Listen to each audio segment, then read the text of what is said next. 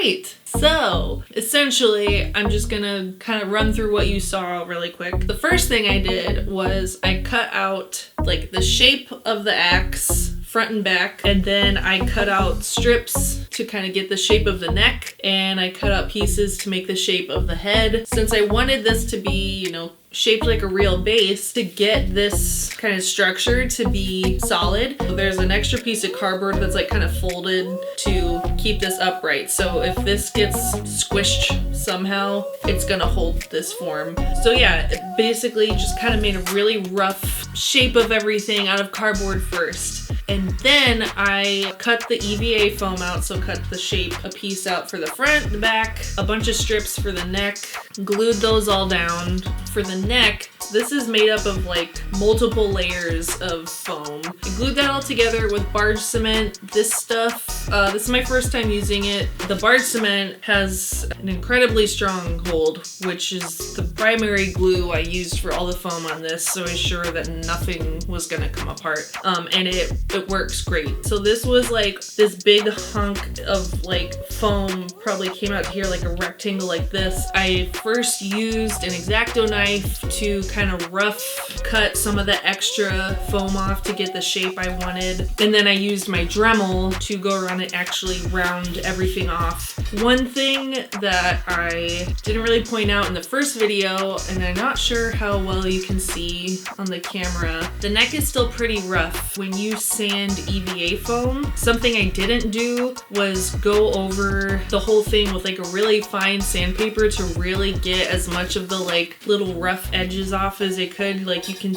honestly not sure what you can see on the camera, but there's all these little kind of rough bits here. Like if you move your hand down, it kind of feels like sandpaper. So that was one thing I learned. Working with like sanding foam and stuff is a little different than sanding other materials. Another thing I did that was really stupid, I had one thick piece of foam on the top of the neck and I needed it to be less thick. So what I did was I took an X-Acto knife and I just kind of like cut that piece of foam in half the best I could. However, doing that, like the blade didn't go all the way across the neck. It was not an even cut, and when I pulled the foam off, it was all like hacked up and there was like a divot in it and was not flat at all. So I just covered this whole part basically down to here with foam clay. What happened was it actually looks really good up here until I get down to these frets and the clay isn't completely covering the whole neck, and then it stops here and then this is all rough. I should have just done clay on the whole neck. If I'm gonna be cutting foam like that, there is a specific tool you use. It's some kind of like wire cutter that you can actually just get a real even cut in a foam like that, or just have a thinner piece of foam up here so I don't have to cut it in half. Another thing I was hoping would kind of help cover up these issues was the Plastidip. If you don't know what that is, it's an aerosol that dries like plasticky, rubbery coating on whatever you spray it on. And a lot of cosplayers use it on their props because it gives it this like nice kind of finished look. It's like also a really good primer for your paint. Because I had not given myself truly enough time to kind of play around, experiment, and learn with the Plastidip, I really could have used a few more coats all over on this thing. I only had like one day to Plastidip, one day to do the bright red color, and one day to do the dark red. Like I was painting the week of the convention. That's something that I don't want to do again. The paint, honestly, I got pretty decent coverage with that. I was frustrated when I was painting because I was seeing all of these kind of crevices and bumps come out that I didn't see before. I think the biggest thing I learned with this was give yourself as much time as possible. Especially this being the first time working with a lot of these materials, you know, I'm just kicking myself for letting things run up to the line like they did. Some of the things I do like about this, the little spike on the bottom here, I made this, well, this little chunk is out of EVA foam. that I cut and like dremeled to round out. But this little spike and then the little piece holding it are actually made out of the cosplay foam. Taylor came up with a really great idea to cut really thin wood doweling to make the frets. One thing I'm actually going to do to fix this, I'm going to be taking these frets off because a lot of the edges of these, only the middle is glued down and a lot of the edges are like sticking up. They're not touching the end of the base, and some are a little bit too long, like the frets come off the side of the neck just a little bit too much. So what I'm gonna do is try to take these off and like reshape them, repaint them, and put them on. Because the other thing I want to do, I'm going to go over with like thick wall paint to just try to fill in a lot of these bumps and ridges and stuff. I'm hoping that will help with the appearance, or use more Plastidip or something. I have some work that I want to do on this. I'm not done with this. I think this is a great start. The other thing obviously is getting the strings on here. I have real bass strings that I'm going to be attaching. One thing, I'm gonna have to drill the hole in this peg a little bit bigger, and then what I'm gonna be doing is I already have some holes drilled into this, and then I'm gonna be pushing the strings through here, pull them all the way through, and super glue the ends here. They're held down here really well. I have little grooves in here that they can sit in to hold them in place, and then glue them into these pegs and just clip the extra string off. So yeah, that's how I made this base. Truly was a huge learning experience. There were, like I said, there's things that worked out for me and there's a lot of things that didn't, and a big factor in that was just not giving myself enough time to mess up and fix it. But I do think that I will still be able to make some improvements on this, and yeah, I'll definitely keep you guys posted on that when that starts happening and kind of show the whole finished base. Making the axe base also made me really excited to just start making other props out of EVA foam and those other tools I was using. I'm just gonna wrap it up there. I think I've said enough. Hopefully I didn't bore too many of you. If you watched this whole thing, thanks for watching. I appreciate it and I hope you enjoyed. That is it. Oh, you can follow me on all social media at its_just_Caitlin, and on Facebook is It's Just Caitlin. And with that, thank you again, and I will see you in the next one. Bye!